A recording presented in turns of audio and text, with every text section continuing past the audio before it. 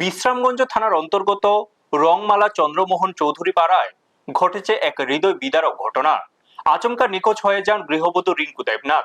স্ত্রীর হঠাৎ এমন নিখোঁজ হয়ে যাওয়ায় খবর পেয়ে বেকুল হয়ে পড়েন স্বামীর অমল দেবনাথ। দিশেহারা স্বামী শেষমেশ নিখোঁজ স্ত্রীর সন্ধানে ছুটে যান স্থানীয় বিশ্রামগঞ্জ থানায়। থানায় এসে অঝরে কেঁদে ফেলেন অসহায় অমলবাবু। কান্নায় ভেঙে পড়ে প্রশাসনের কাছে আকুল আর্জি জানান স্ত্রীকে দ্রুত খুঁজে বের করার জন্য। তিনি থানায় একটি লিখিত নিখোঁজ ডায়েরি দায়ের করেন।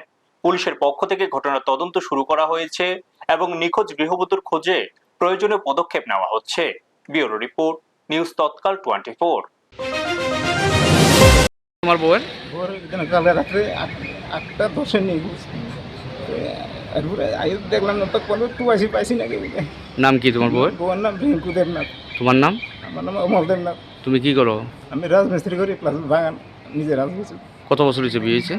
2010 বিয়ে হয়েছে। আজ 16 কোন জায়গাতে বাড়ি তোমার? বাড়ি রংমালা চন্দ্রমোহন চৌধুরী।